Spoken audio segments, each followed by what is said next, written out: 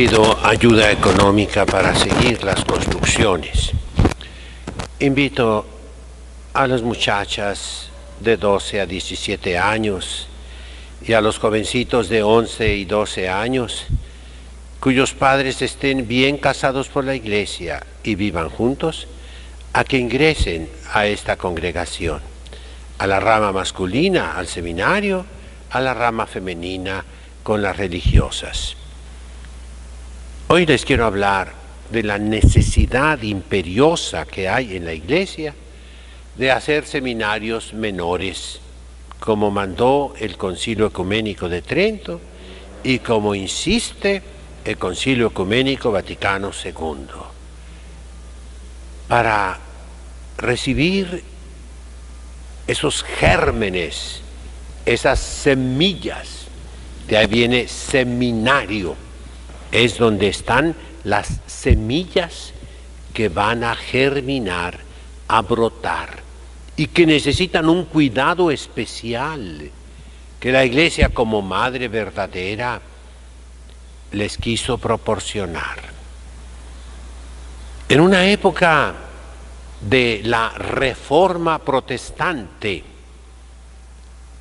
y ahora en esta época de la Reforma Litúrgica que destruyó la iglesia, que despobló los templos, que acabó con la mitad de los cristianos en América Latina, de los católicos.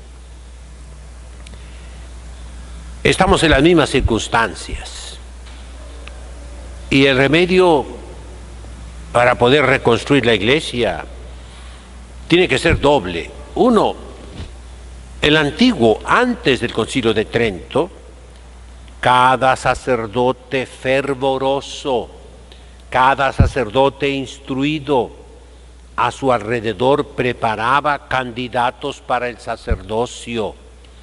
Cada obispo en su cátedra, en su catedral, tenía un grupo de jóvenes preparándose para el sacerdocio. Y existían, claro, las universidades, pero cada sacerdote era consciente de esa obligación de preparar sucesores, de multiplicar su propia persona.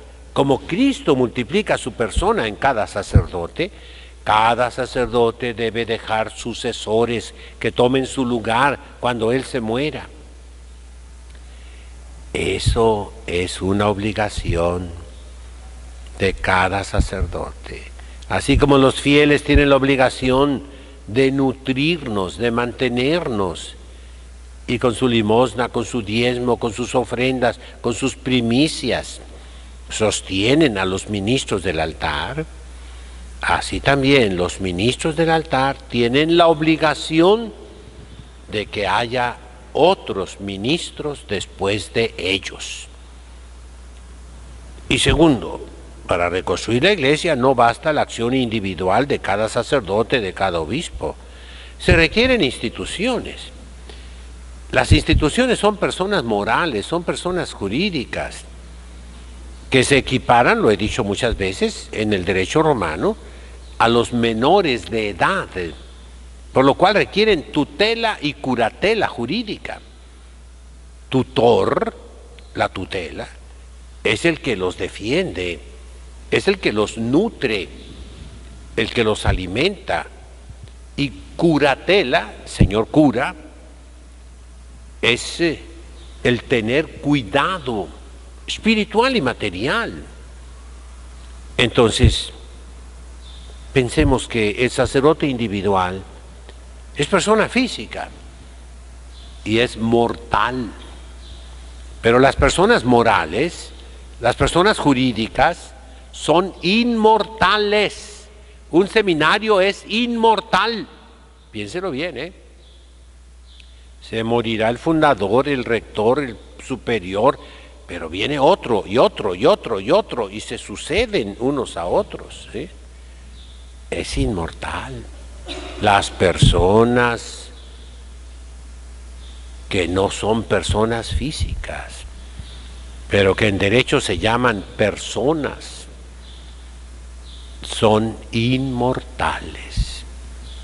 Y así un seminario que tú fundes es inmortal, proseguirá adelante a través de los años, a través de los siglos, porque así quiso Dios nuestro Señor, formando apóstoles, formando santos, sin perder de vista la finalidad primaria de los seminarios, que no es tanto producir pastores, sino producir santos, producir otros Cristos. Jesucristo nuestro Señor tiene muchas facetas, muchos puntos de vista sobre lo cual lo puedes ver. Jesucristo maestro, Jesucristo pastor, Jesucristo rey, Jesucristo misericordioso. Y aquí es Jesucristo sacerdote. Sacerdote que es pastor. Sacerdote que santifica, que quita los pecados del mundo. Y el seminario va a infundir en esos jovencitos y adolescentes limpios, inocentes, puros, castos, va a infundir en su corazón el amor a las almas, el amor a los fieles, el afán de la salvación de las almas, el impulso misionero verdaderamente, pero no para cosas sociales, no, para la doctrina de Cristo, para el amor a Cristo. Traten de entenderme, señores cardenales, arzobispos, obispos. Es una urgencia. De lo contrario, si no hacemos seminarios menores, los sacerdotes se seguirán formando de una manera equivocada, llenos de mundo, no llenos de Dios, sin amor a las almas, como lo estamos viendo por todas partes. No les importan las almas. Si no lo hacemos en este momento, que todavía queda algo de la Iglesia, después será casi imposible. Recordemos estos tiempos turbulentos, como en la Reforma Protestante, así en la Reforma Litúrgica. Son tiempos para producir santos, héroes, que defiendan la Iglesia. El último punto es la doctrina, el estudio, la ciencia sagrada, la profundización por los medios modernos con los cuales Dios nos ha proveído, nos ha proporcionado estas maravillas. Hoy se puede estudiar más profundamente la ciencia sagrada. Eodem sensu, eademque sentencia, en el mismo sentir, en el mismo modo de sentir de nuestros antepasados, según la tradición de la Iglesia. Vamos, mis hermanos, a ser sacerdotes santos, a ser primero y a hacer, a formar, a constituir, a crear sacerdotes santos. Eso nos pide la Iglesia, eso necesita el mundo, eso será recompensado por Jesucristo nuestro Señor. El día de nuestra muerte, ¿qué nos va a decir? Como le dijo a San Francisco de Asís: Francisco, repara mi iglesia. A ti, pastor bueno, te va a decir: tú reparaste mi iglesia. Esa será nuestra recompensa eterna. Reparamos la obra de Cristo que fue arruinada. Hay un salmo en el Antiguo Testamento que rezamos los sacerdotes. Habla de Israel, que es la iglesia, que es una viña plantada por Dios, que se ramificó por toda la tierra, que llegó hasta los cedros del Líbano, pero que después vino un jabalí. Jabal en árabe significa el cerro, la montaña. Jabalí es un puerco salvaje, un cerdo de montaña.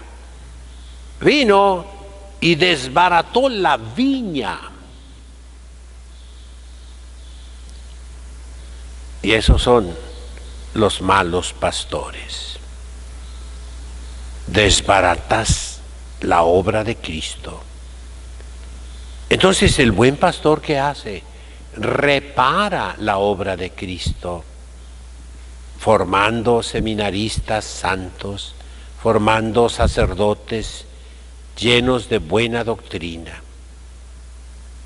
Que Dios tenga piedad de nosotros, que Dios tenga misericordia de la iglesia, de ver este estado tan lamentable que Jeremías, profeta, predijo en sus lamentaciones, que eran sobre el templo de Jerusalén destruido, pero que hoy son sobre la iglesia. ¿Cómo está sentada en polvo y ceniza? ¿Cómo está lagrimosa? ¿Cómo está sola, abandonada la iglesia de Cristo?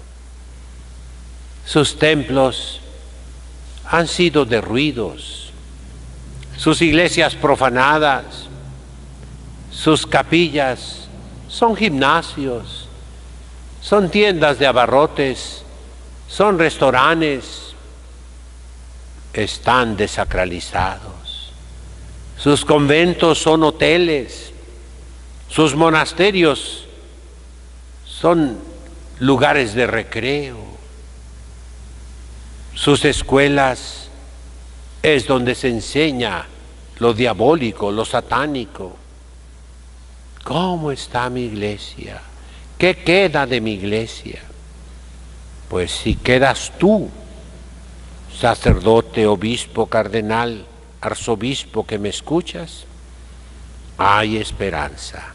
Porque si me escuchas, si te tomas la molestia de oírme, es que quieres reconstruir la iglesia. Haz algo. Forma niños, jovencitos, prepáralos al sacerdocio. Tú lo puedes y Dios te premiará. En el nombre del Padre, del Hijo, del Espíritu Santo. Amén.